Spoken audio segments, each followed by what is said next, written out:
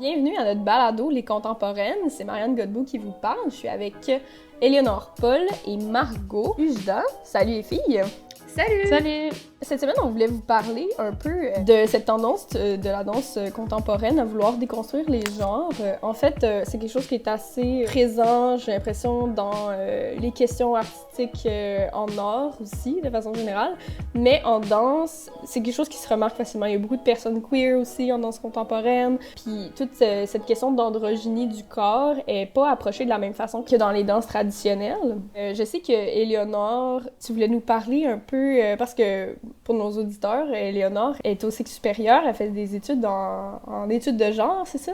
Oui, études féministes des genres et des sexualités. Puis c'est quelque chose que vous voyez un peu à l'université? À l'université, dans les études féministes, on apprend surtout à avoir un regard féministe sur toutes les sphères de la réalité et toutes les représentations qu'on a de la société. Donc l'art, forcément, est une discipline extrêmement importante dans la représentation de ce qu'est le sexe, ce qu'est le genre.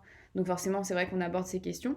Et justement, je voulais revenir un petit peu sur le lien entre la danse contemporaine qui reprend la pensée des gender studies, puisque en danse contemporaine, la binarité de genre imposée serait comme étrangère en fait à l'exploration chorégraphique. Et t'as beaucoup d'artistes qui se sont employés justement à dénoncer que ces catégories renforcent davantage les inhibitions dont il s'agit à l'origine en fait de se défaire lorsque tu danses. Et en fait ici la danse contemporaine arriverait avec l'objectif de transgresser ces normes de genre, une transgression qu'on peut voir à plein de degrés différents puisqu'elle vient toucher les normes de binarité que la société nous impose. Et juste pour faire un petit retour sur la pensée d'une philosophe qui est assez connue dans ses études qui s'appelle Judith Butler. En fait, l'illusion du genre viendrait d'une croyance en une naturalisation et une stabilisation de pratiques quotidiennes qui seraient associées à ce qu'est la féminité et ce qu'est la masculinité. Et donc, selon Butler, ces pratiques quotidiennes font partie en fait d'un processus de performance qui consiste en une reproduction infinie de normes, de gestes et de discours. Et donc, c'est cette performativité qui construirait la binarité de genre. Et ici, donc, ces gestes normés de notre éducation, ils viendraient gêner, un peu troubler la création chorégraphique qui cherche à l'origine à obtenir un corps qui serait mieux avant tout par des émotions. Et c'est ici que la danse contemporaine vient transgresser ces normes, puisqu'elle vient chercher un corps qui ne parle pas uniquement de son genre, mais plutôt d'une intention, d'une émotion, pour faire parler en fait les mouvements du corps. Et non pas de partir d'un cadre genré pour aller vers un mouvement. Ce qui est intéressant aussi, c'est de voir qu'on a eu quelques personnalités dans le milieu de la danse qui ont été un peu pionnières dans cette déconstruction des genres dans le milieu de la danse. Moi, je pense notamment à Vaslav Nijinsky, qui est né en 1890 en Ukraine et qui a vraiment été considéré comme un pionnier, mais aussi comme un des fondateurs de la danse moderne. Parce qu'en fait, lui, c'était vraiment un prodige en fait de la danse classique qui faisait des sauts incroyables, qui avait une technique très impressionnante et qui a été considéré aussi comme un peu un virtuose un peu trop en avance sur son temps parce que ce qu'il voulait aussi, c'était déconstruire à son échelle les sans background théorique du coup, tout ce qui était normes de genre et notamment sur le corps masculin. Lui, ce qu'il avait fait, c'est que en 1912, il a chorégraphié L'après-midi d'un faune qui était un ballet déjà connu, et qui va offrir une représentation du corps masculin plus androgyne et aussi plus sexualisé pour représenter l'animalité justement, et qui va beaucoup choquer à l'époque. Et par exemple, il va porter un costume assez près du corps et couvert de taches noires, ce qui va un peu révolutionner le milieu à cette époque-là, parce que les corps masculins des danseurs était souvent couvert d'étoffe et c'était la danseuse qui était plus mise en valeur. Voilà, on a de manière historique quelques personnalités qui ont déjà un peu fait figure de pionniers pour questionner le genre. Et tu sais, là, quand tu parles de la remise en question justement de ces masculinités, ça me fait penser notamment au style de danse, le voguing, qui a été créé dans les années 70 dans un New York gay afro-américain. Donc juste pour ceux qui connaissent pas le voguing, c'est un style de danse où les danseurs marchent en agitant les bras et les jambes de façon ultra rythmée et où ils s'inspirent des poses de mannequins qu'on retrouve dans des magazines de mode comme par exemple Vogue. Et c'est vrai que l'arrivée du voguing, en fait, ça a été un choc puisque c'était une danse de mouvement qui relie des voix noires, masculines et queer.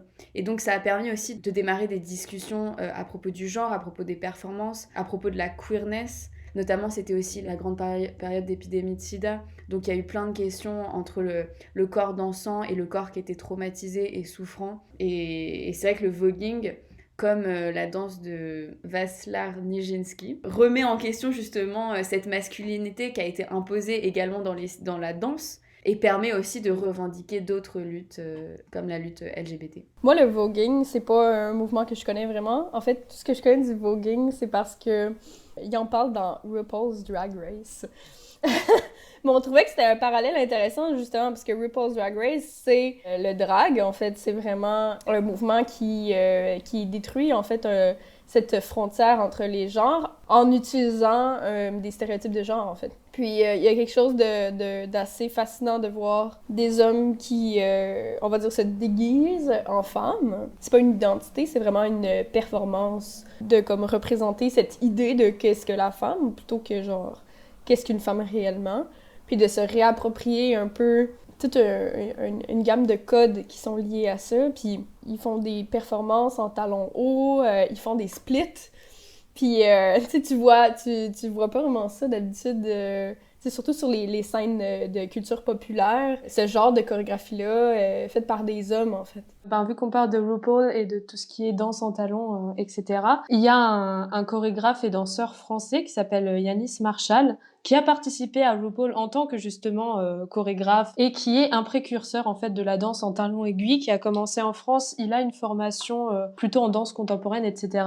Mais il a aussi à côté commencé à apprendre, de par son expérience aussi dans des comédies musicales. Il est un des pionniers aussi, il a commencé en 2010 à donner des cours en talons aiguilles, et qui aujourd'hui sont des cours et des formations très très populaires. Et aujourd'hui, peut-être que vous l'avez croisé, il a travaillé avec Céline Dion, notamment sur le film Deadpool, parce qu'il était déguisé en Deadpool et il a fait une chorégraphie en talons. Il a travaillé avec Maria Carré pour le Cirque du Soleil. Donc lui, il a vraiment contribué à rompre les barrières du genre et de ce qui est féminin ou masculin, puisque dans l'imaginaire collectif, le féminin, c'est les talons aiguilles, c'est un signe particulier de féminité. Et maintenant, c'est dans son talon, même si elles sont encore pas mal pratiquées par les femmes, c'est beaucoup popularisé quand même à travers le monde.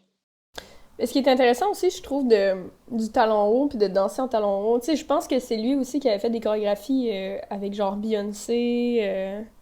Ça se fait-tu? Alors, il y a un autre chorégraphe qui est, je pense, américain, qui s'appelle Brian Friedman. Donc, c'est possiblement lui aussi, parce qu'il a fait beaucoup de chorégraphies pour des grandes stars. Je pense à Britney Spears, donc possiblement aussi Beyoncé. Mais les deux s'influencent entre eux, donc... Mais en même temps, c'est fou de penser que, tu sais, que les plus grands chorégraphes des grandes divas de notre temps, en fait, c'est qui dansent justement en talons aiguilles, ben c'est des hommes, en fait. Je suis pas sûre à quel point les gens sont au courant que les personnes qui sont derrière ces chorégraphies-là, c'est des hommes, là. Tu sais, juste pour donner une image, là, pour ceux qui nous écoutent, quand ils font la chorégraphie, ils ont des talons aiguilles dans les pieds, là. Tu sais, ils font pas juste montrer les mouvements, là. Tu sais, c'est vraiment incarné pis tout. Puis là où ce que je m'en allais avec ça aussi, c'est que le talon aiguille, j'ai l'impression que ça peut être à la fois un symbole justement un peu d'oppression, si on veut, parce que c'est lié à une espèce d'hypersexualisation, d'objectification même de la femme, mais en même temps, ça a été beaucoup réapproprié. Tu sais, je parlais de Beyoncé, justement, à une idée d'une autre forme de féminité qui serait plus dans l'empowerment, justement. Puis que là, tout à coup, le talon aiguille prend pas le même sens, tu sais. C'est ce que Yanis Marshall il disait dans une interview, c'est que en mettant les talons, déjà, sa posture est différente, son comportement va être différent parce qu'il se sent plus sûr de lui, ça lui donne un autre pouvoir. Donc, c'est vrai qu'on a un peu ce paradoxe. D'un côté, les talons hauts, ça peut un peu asservir les femmes, ça les déséquilibre dans la vie de tous les jours, ou on peut dire que ça peut être un symbole d'oppression si on va dans une interprétation un peu poussée. Et d'un autre côté, pour des personnes qui n'y avaient pas accès ou pour lesquels ça pouvait être considéré comme interdit, dégradant ou quoi que ce soit, en fait, ça leur donne plus de pouvoir. Donc, c'est vraiment propre à chaque personnalité, quoi. Là, vous parlez des talons comme d'un objet un peu qui représente à l'origine la performance de la féminité et qui a été déconstruit par le fait que certains danseurs hommes portent des talons. Mais moi, ça me fait penser à un autre objet qui sont les pointes, en fait. Les pointes de danse classique qui sont des véritables outils de torture pour les pieds des danseuses, qui doivent performer en fait sans cesse une féminité qui est magnifiée, qui n'a pas le droit à l'erreur, plein de sourires, de grâce. Et en fait, à l'intérieur, les pieds sont massacrés, quand à l'extérieur, le public reçoit le message de la perfection incarnée de la féminité. Mais aujourd'hui, il y a certains hommes danseurs qui, en dehors des ballets classiques, puisque c'est encore interdit pour les danseurs de porter des pointes, donc sur d'autres scènes, qui portent en fait des pointes de scène. Et je pense notamment au spectacle qui s'appelle Tutu, qui a été joué en France. C'est uniquement des hommes sur scène et qui dansent avec des pointes. Donc là, ça vient encore une fois retourner totalement cette performance de genre qu'on associe habituellement au féminin à travers un objet symbolique. Je trouve très fascinant en fait de tout ce qui est l'art classique, on va dire. Tu sais, les performances d'orchestre aussi, tout ça. Il y a comme une espèce de paradoxe en fait entre l'art puis cette dimension-là de l'art en fait qui est le classicisme. Parce que il y a quelque chose d'un peu ironique de demander à des artistes de se conformer à une série de règles. Tu sais, comme tu disais, dans la danse classique, les hommes n'ont pas le droit de porter des pointes, mais en même temps, on dirait que c'est quasiment une invitation. Je pense, en tant qu'artiste, puis avec toutes les entrevues que j'ai pu faire, tu sais, à chaque fois que tu mets une règle comme ça, c'est comme une invitation pour qu'on la brise, en fait, puis qu'on réinvente notre art à travers ça. Je peux rebondir sur le thème de briser les règles, sur la danse same-sex, qui est en fait une initiative de quelques groupes, en tout cas je l'ai vu en France, pour les danses de couple. Et pour des personnes qui voulaient aller un peu contre la règle, qui dirait que en danse de couple, c'est l'homme qui dirige et la femme qui est dirigée. Donc dans la danse same-sex, en fait, on va avoir des danseurs et des danseuses qui vont questionner ces rôles-là, ces rôles qui sont vraiment genrés, qui vont même mettre en place des compétitions alternatives et qui sont aussi donc un autre moyen de questionner les règles établies et les genres. Ça me fait penser en fait à la danse Lindy Hop. J'ai mené une petite enquête de terrain l'année dernière à l'Université de Montréal justement sur les performances de genre et les rapports de force qui sont au sein de la danse Lindy Hop. Et en fait, on se rend compte qu'en tant que danse sociale, le Lindy Hop participe fortement à cette performance et il y a une véritable hiérarchie en fait entre les genres, que ce soit par les discours autour de la danse, les positions que prennent les danseuses, les danseurs, le vocabulaire qui définit les pas, ou encore aussi les tenues qui sont portées par les danseurs qui reprennent les styles des années 20. Par exemple, c'est intéressant la formation dans les bars dansants quand tu vas danser pour le Lindy Hop. C'est très parlant, tu vois les femmes qui attendent en cercle sur le côté et les hommes font le tour en fait du cercle pour choisir leur partenaire. C'est comme s'ils partaient à la chasse de leur follow, c'est comme ça qu'on appelle. En fait, on appelle les guides et souvent les guides sont les hommes et les follows sont les femmes. Mais en fait, c'est vrai que de plus en plus en ce moment, il y a l'évolution d'une pratique qui s'appelle le switch, qui consiste en fait à apprendre à la fois les pas du guide et les pas du follow dans une même chorégraphie. Donc tu échanges, et ce qui permet aux femmes et aux hommes d'incarner à la fois pour les femmes les guides et pour les hommes les follow. Mais ça me fait penser à une entrevue que j'ai fait. C'était avec Andrea Peña sur son spectacle 6.58 Manifesto. C'était un spectacle qui était comme en 3 actes, puis le dernier acte, c'était un spectacle sur beaucoup l'artificialité, mais au sens large. Puis le dernier acte, il y avait une réflexion justement sur la danse, puis sur la performance de genre, puis tout ça. C'était une valse, en fait. Il avait étudié la valse, mais en fait, je dis c'est une valse, mais quand tu le vois sur scène, ça ressemble pas tant que ça à une valse, parce qu'ils ont voulu déconstruire un peu, justement, cette idée que c'est des couples, nécessairement, que c'est nécessairement un gars, une fille. Il y a toute une question aussi de synchronicité dans la valse. Puis c'est des pas qui sont souvent appris d'avance, tout ça. Fait que c'était un spectacle où il y avait beaucoup de liberté du côté des danseurs pour faire de l'improvisation aussi. Puis c'était une portion du spectacle qui était très axée sur, en fait, la sensualité, puis l'émotivité, la vulnérabilité.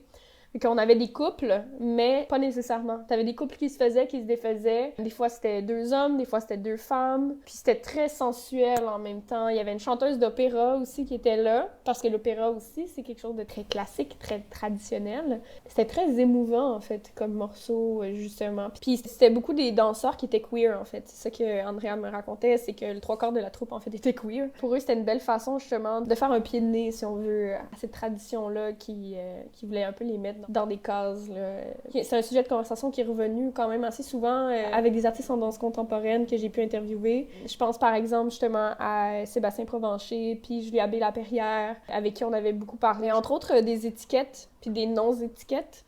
Tu Tu sais, le mot queer, c'est vraiment un terme parapluie qui peut vouloir dire plein de choses. Puis pour certaines personnes, c'est quelque chose à quoi ils se rattachent beaucoup, justement, cette idée que l'identité est changeante, puis tout ça. Mais en même temps, t'as cet autre mouvement, dans le mouvement queer aussi, qui est cette tendance, en fait, à trouver des étiquettes pour des identités qui rentrent pas nécessairement dans la tradition homme, femme, gay, lesbienne, bi ou hétéro, tu sais, tout ça, pour aller vers des nouveaux termes aussi, pour être capable de s'identifier. Je trouve que c'est intéressant parce que justement, plus que tu te penches sur ces questions-là, puis sur ces codes-là, plus en fait, on dirait qu'on se retrouve toujours dans cette espèce de dualité entre aller dans le sens des codes ou aller à l'inverse des codes. Peu importe, genre, l'innovation qu'on veut apporter à ça. Si on parlait tantôt des talons hauts, ben, ça reste que le talon haut est toujours présent, puis sa symbolique est toujours là. Le fait que ce soit une autre personne qui danse en talon haut, ou dans des pointes aussi, ben, ça change, mais c'est toujours dans un contexte qui est genré. Tu sais, il y a comme quelque chose d'un peu spécial quand il pense à ça aussi, tu sais. C'est jamais complètement dégenré non plus, parce qu'on part toujours de notre perception culturelle, hétéronormative, puis très binaire, tout ça. Mais et c'est ça qui est beau, c'est l'essence du queer, c'est justement, comme tu dis, il y a plein de définitions possibles, et c'est de garder justement, à l'inverse des cadres et des normes qu'on nous met constamment en société, de garder cette fluidité entre ce que tu peux et veux devenir, et à la fois si tu veux justement sortir totalement des cadres et ne plus te définir, mais tu peux aussi multiplier les représentations de ce que t'es en multipliant les symboles de la féminité, les symboles de la masculinité, pour justement montrer en fait sur le devant de la scène à quel point ces symboles sont construits. Puis pour revenir un peu sur le travail de Sébastien Provencher, c'est quand même un danseur et chorégraphe très intéressant parce que on peut voir des extraits en ligne, mais on a par exemple sa pièce Children of Chemistry qui va mettre en scène 5 danseurs et qui vont par la répétition des mouvements et l'enchaînement de poses, il va aussi interroger la masculinité, la virilité. Par exemple, on a une rythmique qui ferait penser au voguing qu'on a évoqué tout à l'heure. Il va utiliser des accessoires codifiés comme un peu typiquement masculins, comme les casques de football américains. Et en fait, par rapport à ces accessoires-là, les mouvements des danseurs vont venir complètement déviriliser tout ce qui est associé, par exemple, au monde du football, parce que les danseurs, ils vont continuer à défiler, mais avec ces casques de football, justement. Et on a une deuxième pièce qui peut être intéressante aussi, qui s'appelle Deux squelettes, toujours du même chorégraphe, en duo avec Priscilla Guy.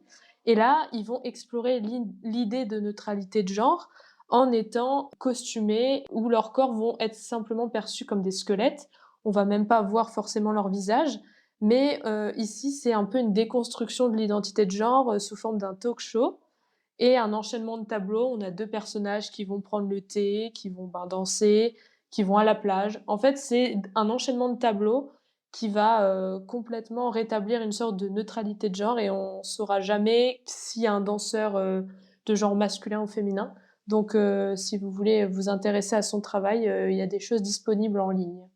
Et je voulais rebondir sur le premier travail dont tu parlais, sur partir des footballeurs par exemple et de toute cette masculinité associée, avec un travail très intéressant fourni par Prima Danse, qui en fait utilise la danse comme un moyen d'intervention sociale auprès des personnes qui sont dites vulnérables, dans le but justement d'aborder des enjeux de société comme la déconstruction du genre. Et récemment, j'ai eu l'occasion de rencontrer Marie-Pierre Gilbert, une danseuse et chorégraphe, qui travaille depuis quelques mois avec Prima Danse, et qui va justement dans les écoles, dans le but d'y donner des ateliers sur la déconstruction des stéréotypes de genre et la sensibilisation des enjeux autour de la santé mentale. Et en fait, l'idée des ateliers, c'est d'offrir plein d'outils pour reprendre confiance en soi, pour que donc souvent là, c'est des adolescents, travaillent sur le jugement des autres et aussi leur propre jugement. Donc par exemple, ils utilisent des mouvements de la vie quotidienne, ils les transforment en chorégraphie, et donc ils partent de certains stéréotypes pour créer tout un ensemble chorégraphique. Elle me donnait par exemple l'exemple de passer l'aspirateur, faire le ménage. En le faisant, en dansant autour de ce geste de passer l'aspirateur, ils se sont rendus compte que certaines fonctions de la vie quotidienne étaient beaucoup plus associées à un sexe qu'un autre et que les filles, par exemple, avaient beaucoup plus l'habitude, tandis que les garçons, ils revenaient plus sur des mouvements de basketball ou de football et ils étaient beaucoup plus à l'aise avec ça.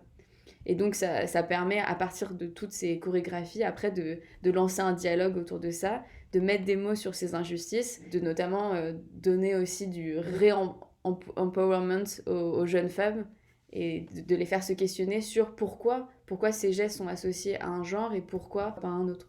Je vais faire un drôle de parallèle, là, mais je trouve que à partir du moment où tu commences à t'intéresser en fait aux questions de genre, on dirait qu'il y a comme un point de pivot où c'est un peu comme dans la Matrix, là, genre tu choisis, tu prends la pilule rouge ou la pilule bleue, puis après t'as comme toujours conscience de ça. Puis j'ai l'impression que pour les gens justement qui sont pas initiés à ça, ça a l'air tellement alien, mais qu'en même temps, à partir du moment où tu as conscience justement de tous ces concepts-là, de performance de genre, puis tout ça, puis des inégalités, tu peux pas vraiment en sortir, en faire fi, être dans le déni de tout ça, tu sais. Ça devient plus présent dans ta vie, tu sais. Fait que ça peut être perçu négativement. Ouais, mais tu sais, il y a des gens qui pensent que quand on initie les jeunes à ces questions-là, ça va créer des crises existentielles, pis tout, mais en même temps, j'ai l'impression que, tu sais, notre société est dans une crise existentielle par rapport à ces questions-là, justement. Tu sais, c'est pas complètement alien, en fait, que les enfants se posent ces questions-là aussi, tu sais. C'est qu'il y a une transformation sociale qui est en chemin aussi. Mais justement, les chorégraphes Marie-Pierre Gilbert et Julie Timchuk, elles ont mis ces lunettes féministes sur le travail du photographe Helmut Newton, qui est en fait extrêmement connu pour ses photographies de mode où les femmes sont sexualisées, enfin sont réellement rendues femmes-objets. Et en fait, de ce male gaze de Newton, elles ont créé une pièce sur les injonctions et sur l'industrie de la mode qui a en fait apposé beaucoup d'injonctions aux femmes. Et récemment, justement, j'ai eu l'occasion d'interviewer Marie-Pierre Gilbert qui m'expliquait en fait l'évolution de la pièce et qu'avec le contexte MeToo, elles ont même pensé à changer le nom parce que la pièce s'appelle Helmut. Mais donc elles se sont demandé si elles allaient changer le nom pour mettre plus en avant que la pièce tournait autour de l'oppression des femmes. Bon, finalement, elles ont gardé le nom pour que, comme ça, les personnes qui ne connaissaient pas Helmut Newton aillent se renseigner et comprennent la façon dont il prenait ses photographies. Et en fait, ce qui est intéressant avec ce spectacle, c'est que petit à petit, elles se sont tournées vers un tout nouveau public. Et elles jouent aujourd'hui la pièce In Situ dans des centres pour femmes. Et l'idée, c'est de redonner du pouvoir à ces femmes, non seulement lorsqu'elles regardent la pièce pour donc faire passer un message, mais également avant et après. Elles ont des discussions avec ces femmes à propos de l'émancipation de soi, comment sortir des carcans imposés par la société. Et ce qui est intéressant, c'est qu'elles ont joué notamment dans des centres avec des femmes plus âgées. Et elles se sont rendues compte que leur expérience de vie était complètement partagée par ces femmes, qui certes ont vécu à une autre époque, mais en fait, ces expériences d'oppression, de genre, étaient totalement partagées. C'est intéressant de voir comment, justement, ça reste pertinent d'une génération à l'autre. Je pense que le In Situ, c'est quelque chose qui va revenir dans nos conversations. Ça, c'était mon petit teaser pour les prochains épisodes. Donc, merci. Merci Margot, merci Éléonore. À la semaine prochaine. Bye! À la semaine prochaine!